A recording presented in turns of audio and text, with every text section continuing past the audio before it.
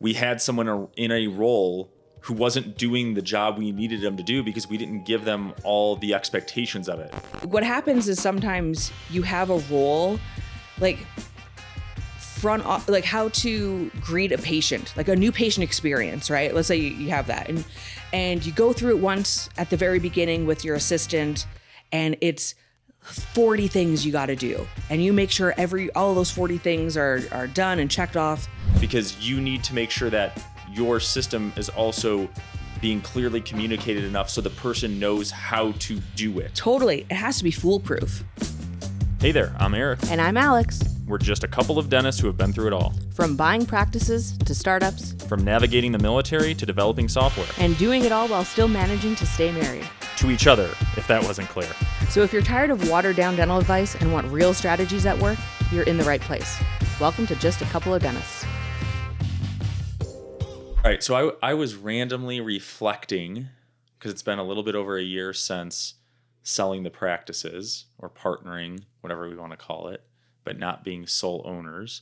And I was thinking about, some of the things we did in the practice, kind of where things went well, where we made some mistakes. And there was one area where I feel like we had a huge, I don't know if I would say huge blunder, but definitely something that if I could look back on, I would have said, I wish we would have done that differently. And it all goes back to the concept of delegation. So I know between the two of us, you are a much better delegator than I am, right? Yeah. And so I was thinking... Well, it's not even better delegator. I just know what to delegate and when to delegate it. Like, I think I'm better at knowing that when and to who versus like, I'm just going to delegate everything, because that is not what I do.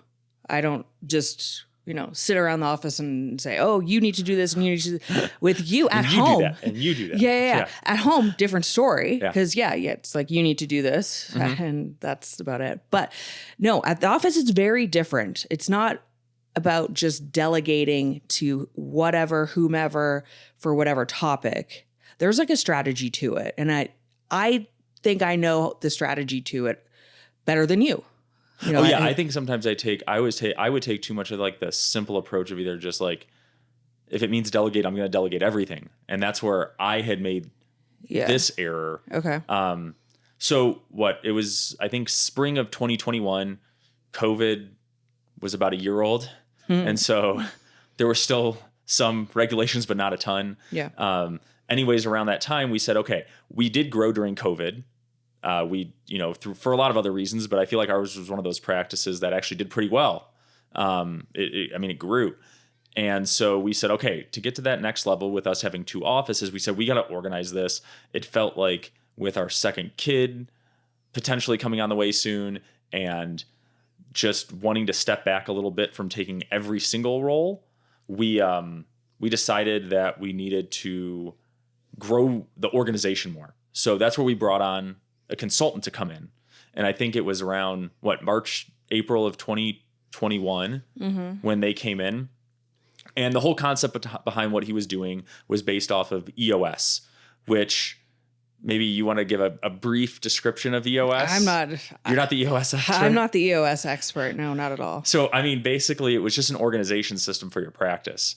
So setting up that you had basically your visionary, who is usually your doctor, and then you had your integrator, or I think like general manager, implementer, someone to like, and for us that's office manager. It's the person that gets, or I guess a regional manager, whatever that is. It's the person that like does the work. Yep. So it's the dentist coming up with what their vision is, what they want the practice to be, and then you have to have that person next to you that's actually making all that shit happen. Okay. And then within that, then you have heads of different departments your leads within there. Your lead assistant, your lead hygienist or whatever, your lead of your associates, if that you had that. You had your lead marketing, your lead, I'm trying to think of the other ones on that big flow chart that we had. Basically it was a way for things to like trickle down and then trickle back up, right? So just keeping things organized. So we figured as we grew and we still weren't sure what our long-term plan was going to be, if we were going to build another office or not, we wanted to get this set up. Yeah. And I love systems, right? So it was like, oh, okay, here's the system to grow. Like, this is scalable. It was coming from you or myself doing every role almost in the office, right? It's like we were the head of everything. We knew, all the tasks, all of, the whole thing.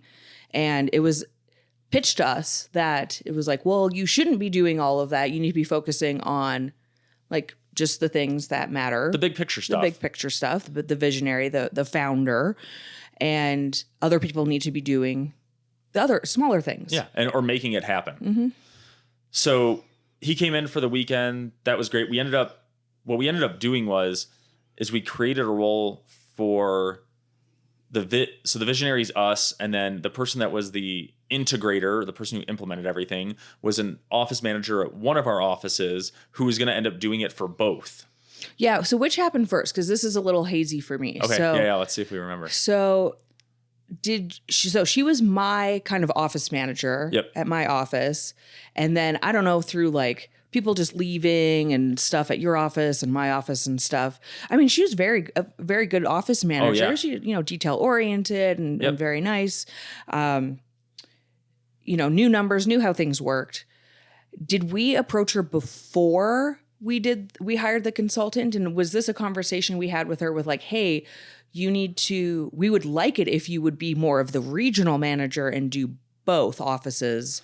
Yeah, or did that come after? No, I think a little bit came before. We knew that she wanted to go up. She told us she wanted to grow. And then when we decided we wanted to do this, she was the person that gave some interest on her own about wanting a bigger role or position. Yeah. And then, so that's bigger how salary, you mean? Yeah. Yeah. So that's where that kind of came in. Okay. So we were she was prepped with, this is her role. And then we went into this EOS weekend consult with her. Yeah, we knew that. Yeah. So we knew that she was going to take that role. We didn't have everything like flushed out on what the role No. entailed. No, we didn't. Yep. So anyways, we go through, pay the consultant a shit ton of money to come in for a weekend, implemented it, did a good job implementing it. It was a nice, like 2 day. Was it 1 day or 2 days? 2 days or something. I mean, it was nice. It was, Came into the office, got to meet everyone, kind of flushed out how all this stuff would work. We did it off site and felt like we had a good game plan moving forward. Mm-hmm. All right. That's why I paused, right? So then what happened? So the issue we ran into is, and I think this, I'm guessing we're not the only ones that have done this, where you get really excited about something, it's new, you're going to do it. And then about a month later, 2 months later, we had like the bones of it still set up, but it really wasn't working how we wanted it to. Well, I think because there really wasn't a framework of how it should work. Like, they're like, okay, you guys, you and me, have to be out of it. So we're like, okay, we'll take a step back, and then we'll have our regional manager now implement all of these things that we have to do. Like, we had the flow chart, who was the lead assistant and who the lead of whatever, all this other stuff. And then, but it was like, how do they do that? Like, what's the how to? Yeah. And that's the big issue we ran into. And that's why I was. And they were looking at me going, how do I do this? And I'm like, well, I don't know. Cause I'm not an EOS expert. Yeah. And we hadn't had a regional manager before. We kind of just delegated this to the consultant. Yeah. And then, I don't know, like delegated it for the regional manager to figure it out and said, okay, we're just going to take a step back and let other people run it. The problem is, where I think it is we just straight up said, you guys take care of it. And we didn't understand the position well enough. We didn't know what it entailed to be a regional manager. We didn't know all those different tasks. We didn't know the things they would run into. And so we just kind of trusted someone and say, hey, just figure it out.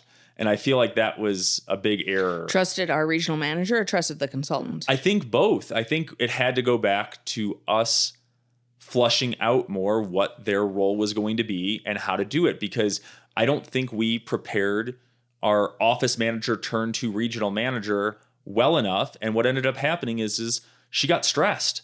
And then we took a step back. So we were like, well, you got to figure it out. And we didn't really give her that support. And because it's hard to pay someone a lot of money and think that they're going to solve some problems and they actually don't, or they create more problems, and it's kind of, well, just a crapshoot. Yeah. So I think looking back on that was the issue, is we relied on other people again to delegate things to others, but no one's going to care about your business as much as you do. So I feel like, I mean, what do you think if we were going to do that over again, what would you have done differently to prevent an issue where, so pretty much the RM that we had was running stuff. I could tell after a few months she was starting to get stressed. She was kind of letting us know. Well, it was okay. So the problem, it's because there was no expectation. Like what was the job description of a regional manager?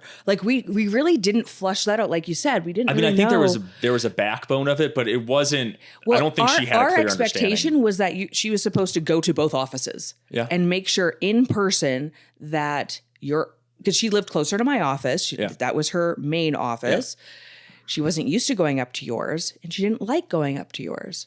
But as a regional manager, well, too bad. Like, you have to, if you're going to manage the people, you have to be there. It's not just a Zoom call once a week and make sure everything's going okay. So I think we didn't set the expectation clear enough for her of like, this is what you need to do. We expect you to go up to that office twice a week. We expect you to have meetings with the staff like this, how many times? We really lay it out for her and then ask her, is that something that you'd be happy doing?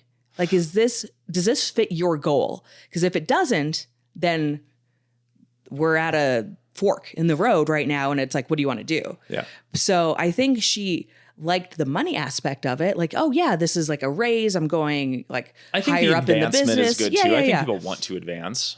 But because we didn't have that clear job description and also the conversation. The conversation and knowing like these are the benchmarks you need to hit. We needed to take a step back and go like, this is a new role. We got to work this out. Yep. Like what does this mean? So that big mistake on our end for that. Where we could, that's something I guess we could have done differently because, she lasted in that role for a little bit. And then, she left the office because she got too stressed. She got too stressed, which I get it from her standpoint. And it is a big role. And I think you're right. If we would have told her beforehand what everything entailed and things were set clearly, that was good. I think that was the mistake we made. It was too much. It was relying too much on the consultant to do that work, which really shouldn't be. I know you pay them a lot, but they're not an employee of your office. We should take ownership on it. Yeah. So no job description, expectations. Second, hiring a consultant. I'll just put it out there. That was a big mistake on our end. We shouldn't have done it. I don't think we needed to. Yeah. I think from that we were like, this is how you grow. And then we talked to other buddies and they were like, yeah, I hired a consultant. This was good. And it worked. I don't know. I guess for us, maybe we didn't take full advantage of it. It's hard to I don't want to displace ownership completely on that person, right? It's still kind of I made we made the mistake of saying I think this is what we need to do. I think we made the mistake of relying on a consultant to fix all of our problems. Well, we didn't have a lot of problems. I think we just wanted to grow. We did. We didn't have a ton of problems. The offices were profitable. Yeah. No, it was the growing issue because I was ready to build a third office, or if that's what our plan was to do that. And I think, and this goes back to a little bit more of your stress with it. You don't like dealing with like HR and drama. I thought I did until I actually had a deal. No. No. You like people. I thought I would like it. You like talking to people and stuff like that. You don't like dealing with problems and issues and all this other stuff. Yeah. Right? True? Yeah, true. So I think you were like, oh, this is a way for me to delegate this to someone else. Oh yeah, and it definitely was a lazy way out of it. And she could do it all. And then I can just focus on big picture and then just doing my dentistry. Yeah. So I think that could have been part of it. And I don't know. I don't know if that's the way to do it. I don't know. Did that fix it? Fix what?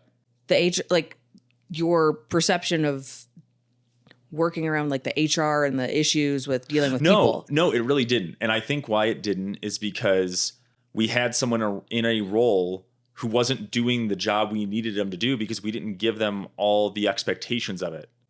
And so I ended up just taking a lot back. So what would happen is the newly created role that the RM had, or regional manager, she would then come back and say, oh, Dr. Appleseed, what should I do here? Or what should I do here? And so it just kept on coming back to me. So the idea of what I wanted was someone who was just going to do everything for me. Well, that was stupid looking back, because no one's going to do that.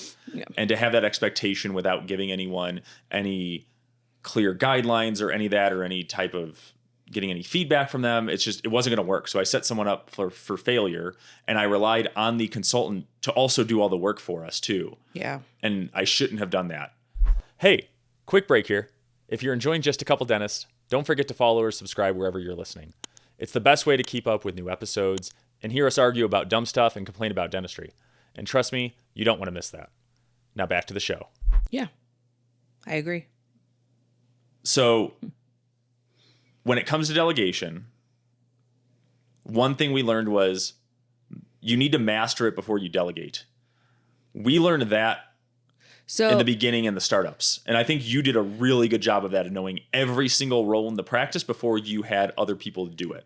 Yes. I mean, most roles, not. Yeah. It's not like you know how to do IT. No. Yeah. Okay, fine.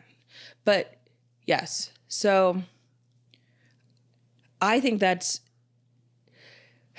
feel bad because like I feel like I know how to delegate really well, and I know the steps I need to do, but it was like, I feel like hiring the consultant really wasn't my idea. Like, I'm trying to think where we came, because I'm trying to think of like where I came from, where I was like, oh yeah, that's going to be a good idea. No, for I probably us. just convinced you because you were going to take a step back, and I was like, oh, I'm stressed. I was blah, blah, blah. Was I still clinical? I was still working. A little bit. Yeah. You were still working I was still part-time. working. Did we have our associates yet? Yeah. No, because they would have come. Wouldn't they have? It was 21. So yeah, they weren't there yet. It was just us. Okay. Yeah. So I'm just trying to remember, because this is very hazy for me. Yeah. So yeah, I don't really remember like my thought process behind like, okay, yeah, let's do this. Yeah. Obviously I must've been sold on this somehow. Yeah, I'm pretty good at selling you on stuff. Kind of, but not really. Yeah. But anyway, my normal thought process with delegation is you need to know the role 100% and do it yourself before you can have someone else do it. So this worked really well in the startup because it was myself, an assistant, front office.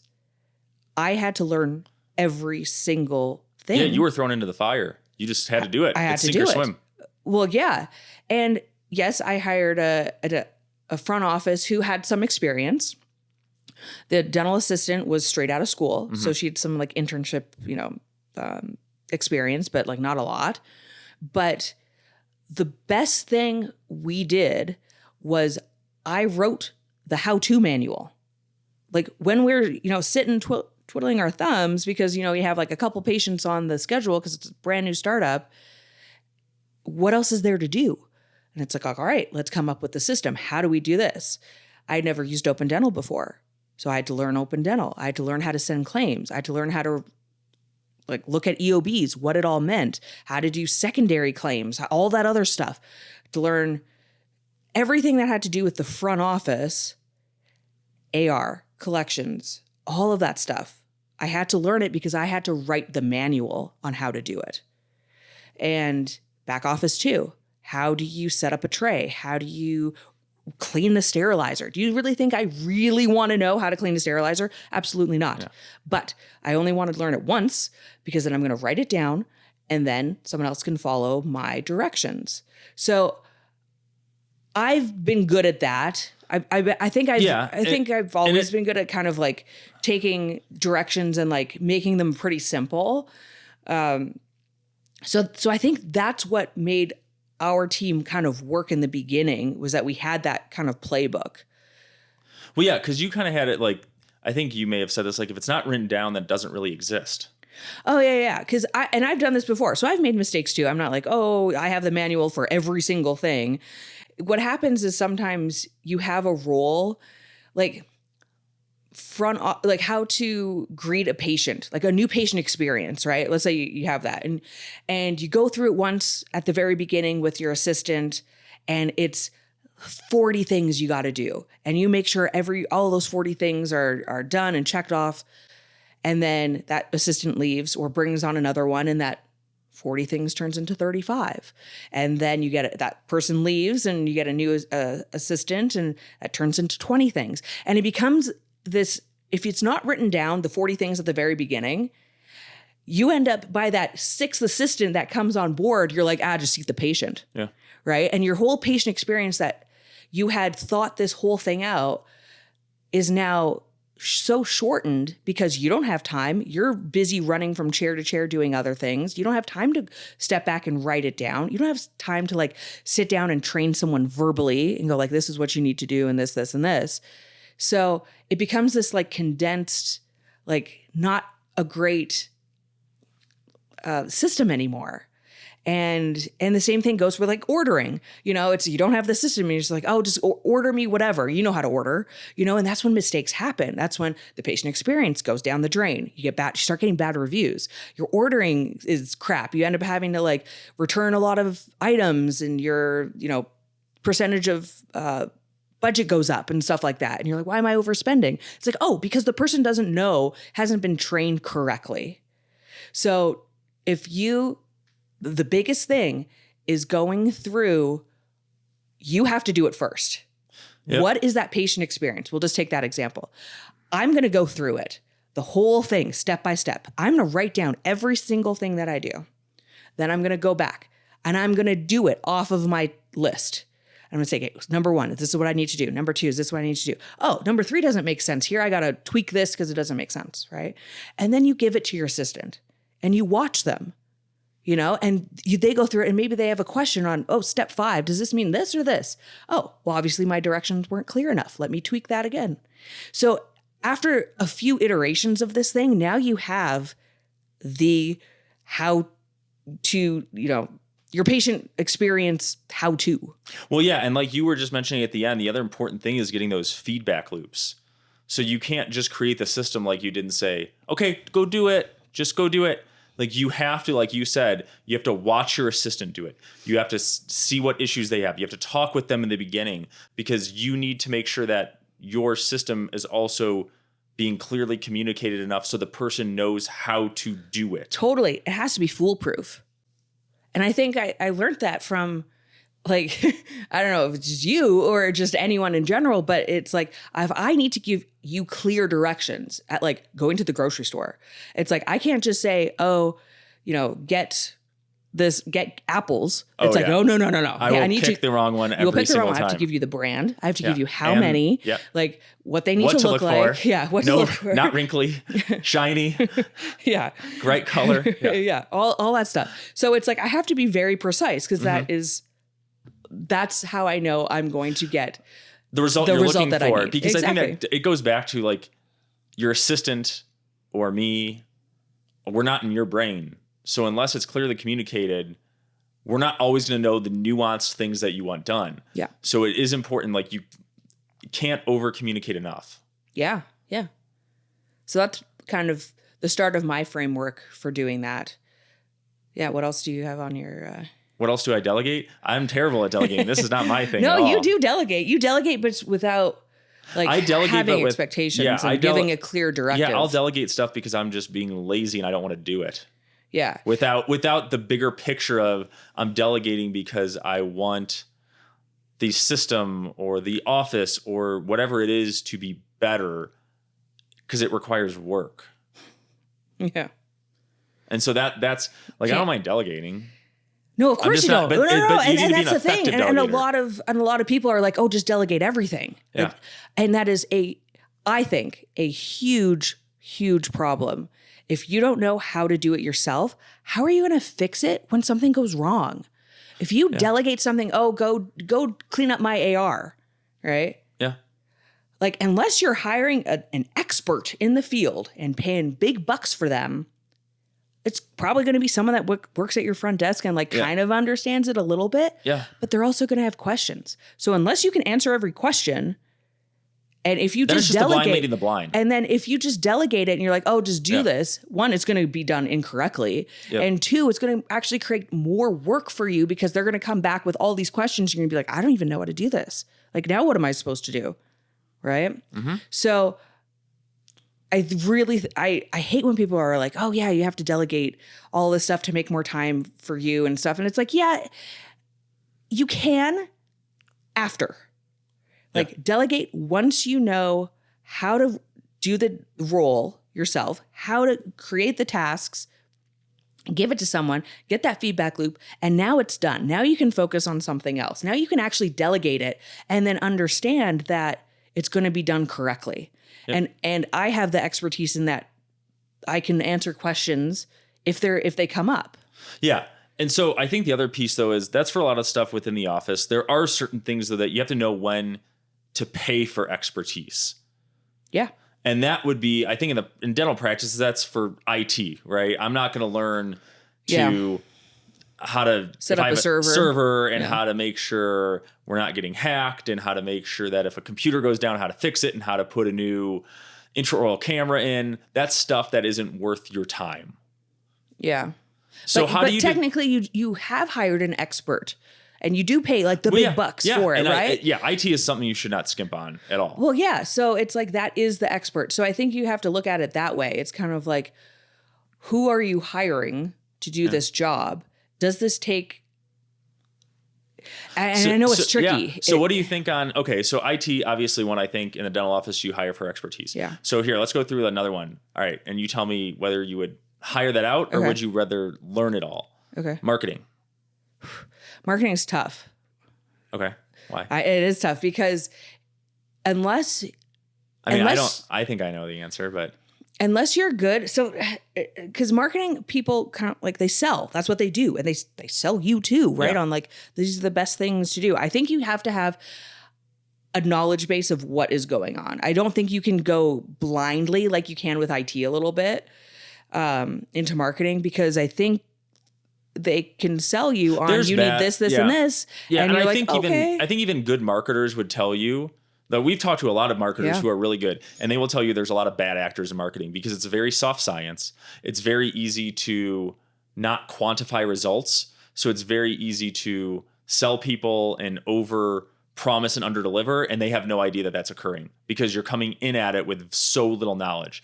So I agree. I think you hire for expertise, but I think before that you do have to understand a base knowledge so you don't get into a situation where you've got someone who built your website and they own the website, or they're running Google ads and they're running them we're in Denver and they're running them in Indianapolis. Yeah. So I think you need to have a base level of knowledge to make sure you're not getting tricked. Sure. And to make sure that what they're doing is at least legit. Mm-hmm. But then I think you hire that out once you find that. Like you're not going to learn how to run Google. I don't think, I mean, if you love doing it, do it in your own free time. I don't think it's a good use or leverage of where you make the most money as a dentist to learn that so well. And even when you're training training your team members and learning about AR or how to post payments, do all that stuff is all very basic stuff within the office that unless you are outsourcing every single thing to a third party, you do need to know it. And even if you do, like when we've outsourced things to third parties, they still make mistakes all the time because everyone's practice runs a little bit different. And it's the same thing as a marketer. You do have to have that base knowledge because it's really easy to get in with a group that you've been using for 2 to 3 years and you're like, I think they're awesome. They're great. And then little things start to unravel and you're like, oh, why is this low? Why is my collection rate low? Why do I have all these things that are over 90 days? And then things pile up and you're like, oh shit. I didn't know any of this was happeing, and it was all bad. I mean, I think looking back, I think if we had more of a base knowledge in marketing, I think we would have, like we were, successful and stuff, but I think it would have been better if we would have known we ran what through to track, been like, nah, I'm not doing we that. We went through a few marketers for sure in the beginning, and I, finally landed on someone that had been recommended by several of our friends who we knew were getting a ton of new patients and who had good things to say about someone. So it just became a referral. But when we just looked at it on our own, yeah, there was a few that I feel like they bullshitted us pretty But even hard. that after the fact, like we still had reports, we still looked at our numbers and stuff like that. And it's like, how much are we spending in Google keywords? Like, what was that? Like, what's our spend in that? And like, how many new patients are we getting? What keywords are we even using? Like I mean, we went just pretty much just digital. So it was a little easier, but knowing what all that means, like, I think we should have done a better job. I think we were a little bit like, we'll just hire a marketer and we'll just trust that they know what they're doing. Yep. I think if you go in being a little bit more marketing savvy, I think it would be a lot better. Because if you were a dentist who knew how to market, man, that's awesome. Mm-hmm. So. Yeah. So, I mean, I think once you've learned a base knowledge of something and you can start delegating it to someone, then you're kind of going into looking at what's worth your time to do versus delegate. Yeah, I thought that's what we were doing. Yeah. So like your money, once you've got your systems down, as a dentist, I think you can make an argument that you're doing the best when you're producing, right? The amount you can produce per hour, whether it's, $500-$600 or more for guys who are doing a lot of implants and other specialty stuff. Don't you think you need to look at, if I'm doing A or B, if you're looking at it from a financial standpoint, what makes me more money? And if I'm figuring out running Google ads, is that worth $600 that I'm giving up? It depends. Okay. Sorry, I know that's like my favorite phrase. Yeah. It does depend. Yeah, that's a lawyer in you. Because is that an issue today, or is that a larger issue, big picture? So what I mean is, like, yeah, you might be making $500, $600 per hour today by delegating it somewhere else, but does it make sense down the road? Like, you just have to, you don't know. Like, you don't know unless you like take a step back and go, okay, do I need to focus on knowing how to market? And if I do, like, does that mean I'm bringing someone in-house? Like, you have to think big picture with stuff a little bit. Or is it like, okay, I'm just going to delegate this to a company and not worry about it. And then I'm always tied to that company or someone else because I really don't know how to do it. Real quick, if you're into what we're talking about and want more, check out my newsletter, Just 2 Minutes. It's the dental blog you can actually read between patients. No fluff, no BS, just straight up tips, stories, and insights to help you level up. You can subscribe over at coupleofdentists.com or just hit the link in our show notes. Now back to the pod. Okay. Does that kind of make sense? Yeah. I mean, any like specific examples where you've done that in the office and you're like, oh yeah, I was better leveraged by learning this in the short term because long term it made more sense. Well, anything with money. Okay. Like knowing the AR, insurance claims, all that stuff, how to balance all the books. When I was running the practices, like no one embezzled anything. It's because I double, triple checked everything all the time. So to me, I mean, that's obviously better than just be like, okay, I'm not going to learn this. I'm just going to delegate this to my front office and deal with it later. Or I'm going to have a blind eye to it because I'm just going to be focused on, and I think this happens a lot. You trust your front office or trust whoever to do the money aspect of it. You're like, I'm heads down in the chair doing all this stuff, $600 per hour, whatever. And then you look up and now this person just stole $5-10 grand from you. Right? That sucks. Yeah. Right? So I don't know. That's the only example I can kind of think of, off the top of my hand. Yeah. But tell us too. So in switching over from practice stuff into personal life. So in terms of delegation. Yeah. Not with me, not delegating towards me. Well, because I got to write the whole manual on what you have to do. That's a manual that, I don't think anyone wants to write. Yeah. Delegating like at home. Like, so tell everyone kind of some of the things. So pretty much at home, I know how to do my laundry. I know how to clean the house. I know how to go grocery shopping. I know all this stuff. But is that worth my time? To me, no. Like, I'm focused on our businesses and I'm focused on like our kids. So everything else, if I can delegate it, I'm going to delegate it. So someone comes in to clean the house. Yep. Because I don't want to spend 4 hours, a week or 2 weeks or whatever it is to clean. I would rather spend that working or spend that with the kids. Yep. Same thing with, I'm not mowing the lawn. Like, that's not something I do. I don't enjoy it. I don't like going outside. Yeah, I don't. Yeah. I mean, I like going outside. I don't want to mow the lawn now. And cooking. I mean, that's been a big thing for us too. It's like, I don't want to spend the time doing that. I don't enjoy it. I think it's a waste of time. And if someone else can come in and just do that for us, then it just saves me. It just saves me so much time. Yeah. And to say on cooking, that doesn't mean someone comes in every single day from 4 to 5 and cook your dinner. You're saying they come in. Well, the one that we have is someone that just comes in weekly.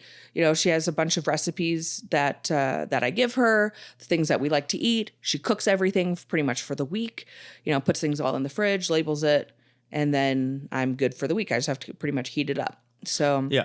And this just goes back to you saying I can be yes, more that's like a game changer. Like Yeah. we've done that for the last, I don't know, like 4 months now or 5 months. Yeah. And where it's really helped is it's allowed you, as we're trying to grow these other businesses. Yeah.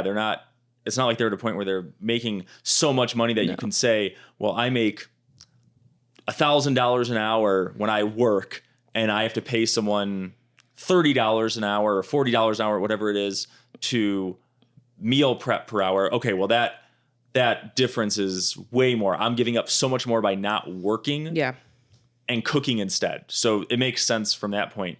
But what it's allowed you to do is it's allowed you to help grow and build the offices at a much faster rate because you can spend more time. Not the offices. Not the offices. Businesses. Mm-hmm. You can grow those a lot faster because you have time. Yeah. I don't have to be worried about like what to feed the kids and all this other stuff. But so you can just stay hyper focused on your kids and your businesses. Yep. And that is it. That is all I think about. Yep. Kids and business. Yep. Sorry, Eric. You did not make the cut. Thanks. But I think that's a good kind of story on how kind of some of the mistakes we made in delegation, what we would have done differently, like how you like to delegate and kind of what we've done at home just on delegation. Anything else you really need to add on it? Not really. I mean, I think we touched on everything. All right. So what are you going to delegate to me next now? I need someone to wrap all the Christmas gifts. Okay. Which we have someone doing that. I don't know. I probably should want like an EA or something like that, or a VA. Just to like take off some of that stuff. I just need someone just to like take care of me. I need a nanny. I think that's probably what it is. Just take care of me. Go get my coffee in the morning or whatever. Yeah. Tuck me in at night.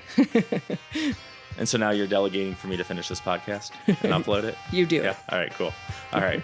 Bye. Yeah.